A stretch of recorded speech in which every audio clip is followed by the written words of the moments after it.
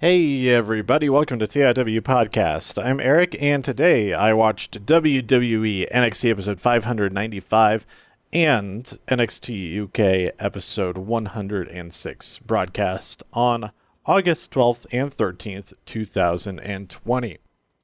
So just a quick rundown of NXT UK, because I have not watched this episode. It's another highlights reel. First, we had Adam Cole versus Zach Gibson for the NXT Championship at the Download Festival last year.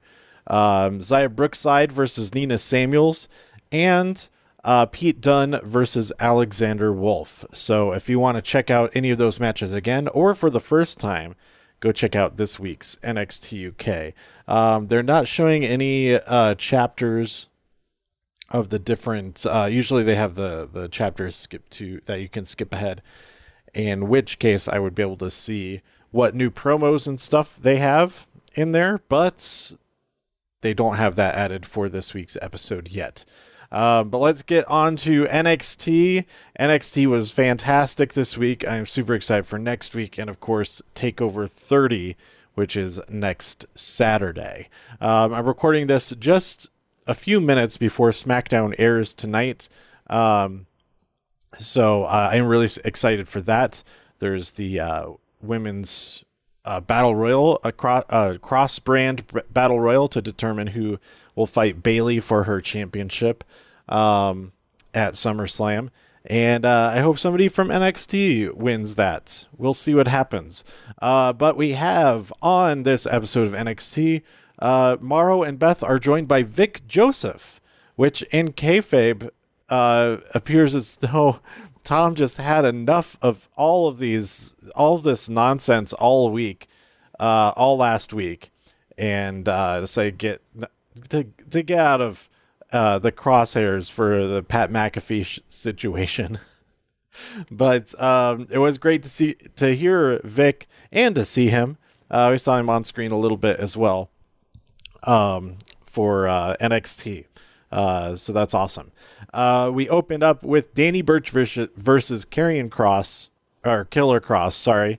No, Karrion Kross. I got it right the first time. What am I saying? He is now Karrion Kross. As soon as Danny Burch entered, he yelled for the ref to ring the bell so he could start fighting, and he really took it to him. But Kross won via the cross jacket. I think that's what it's called. And then Lee enters, says all kinds of profanity, and lays down the law with that contract that he has already signed. He says, all you need to do is put your punk ass name in there. So he does, and then Scarlett kisses the front of the contract, and I was thinking, man, it didn't really stick. You didn't get the visual of her lipstick on the front of the contract there, but then we got an even better visual because Keith Lee goes to check to make sure that he signed the right page or whatnot, and a big old fireball shoots out and burns the eyebrows and eyelashes off of his face. So he gets medical attention during the commercial break. They're all trying to get him safely to the back, and then he ends up getting attended to at an ambulance, and then is taken away. He might be blinded by the lights. I don't know the rest of the lyrics to that song, otherwise I would keep going with that. Or the lyrics that I do know, I only think I know them when I'm hearing the song, and then it's the nonsense lyrics that you think you know. But anyway, then we had Drake Maverick versus Killian Dane, which Drake Maverick did not stand a chance. He was going to get destroyed. From the second that Killian Dane's entrance began, I was like, oh no, what is Maverick in for? And I thought Maverick was going to be the third person in the triple threat to get into the North American Championship match.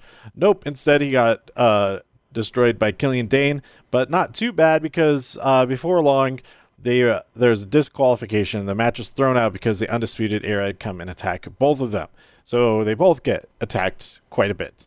And Adam Cole challenges Pat McAfee to visit next week. Of course he's going to visit next week, because next week is also SummerSlam, so I'm excited to see what happens there. It's going to be cool. Then we had Tyler Breeze versus Santos Escobar. Escobar wins the match. And Fandango, who has his arm in a sling, attempts to come out and attack Legado del Fantasma. And he won via the Phantom Driver. But it's too much. Escobar and his friends, his associates, fight him off. But then a third man comes out, Isaiah Swerve Scott, who Escobar has been trading words with, comes out and evens the odds. So next week, we are going to get a 6-man tag team match. 3-on-3.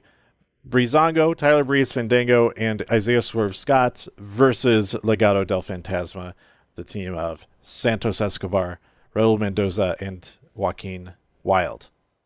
Yes, I do remember their names. Then we had Indy Hartwell versus Mia Yim. Mia was a little bit distracted because of all of the stuff that went on in the opening segment, that Keith might be blinded and he'll never get to see Mia again.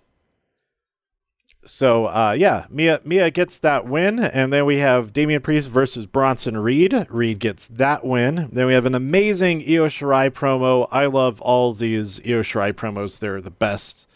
They just have that epic quality about them, and it's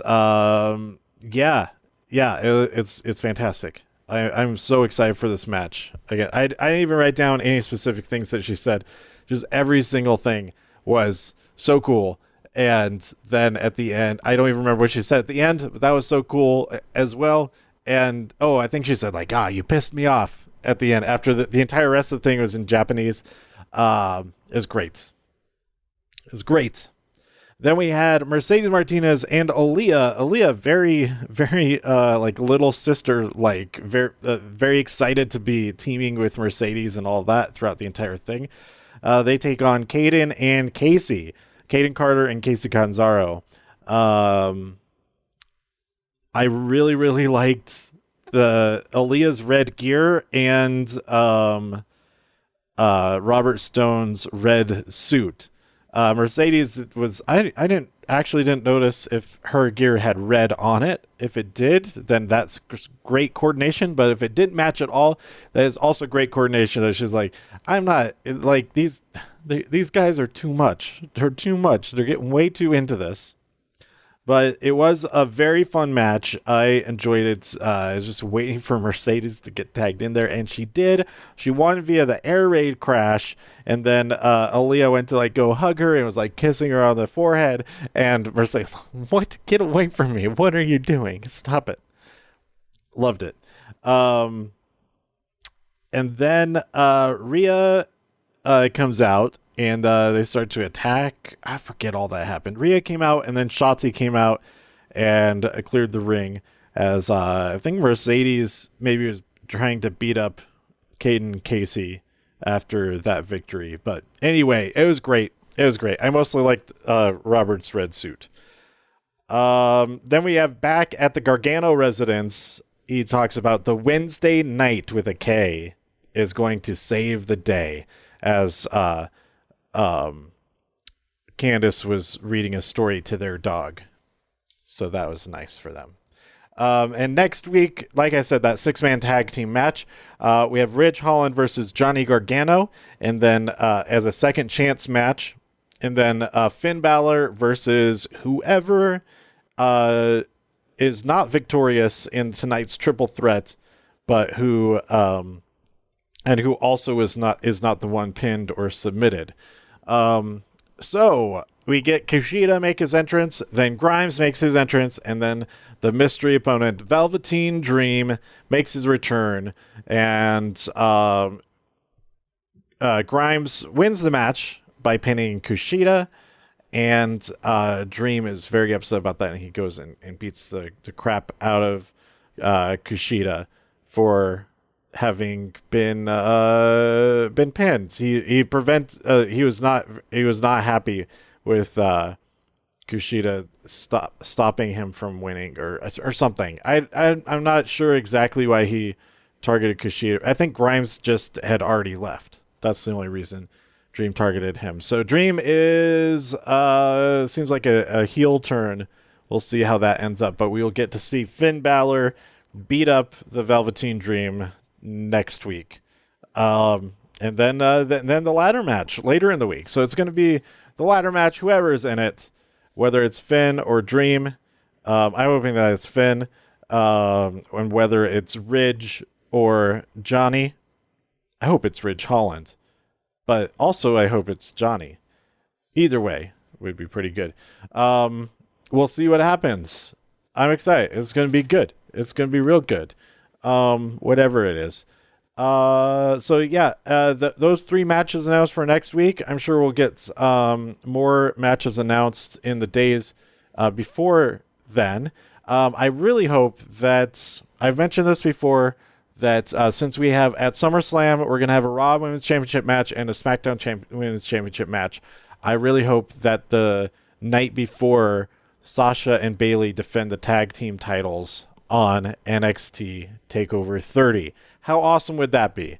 It would be fantastic. But we'll see what's going on with that in the next... Well, I guess they could address that as early as tonight. At the conclusion of Bayley finding out her opponent after that battle royal, we could find out, oh, here's Stephanie again.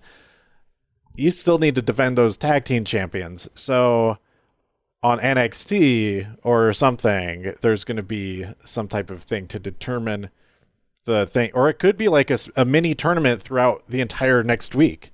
That would be super cool. I would love that. But we'll see what happens. Like if there's a match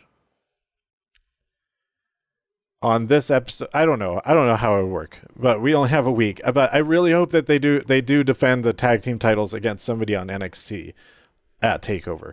That would be awesome. Even if it was defending against Mercedes and Aaliyah.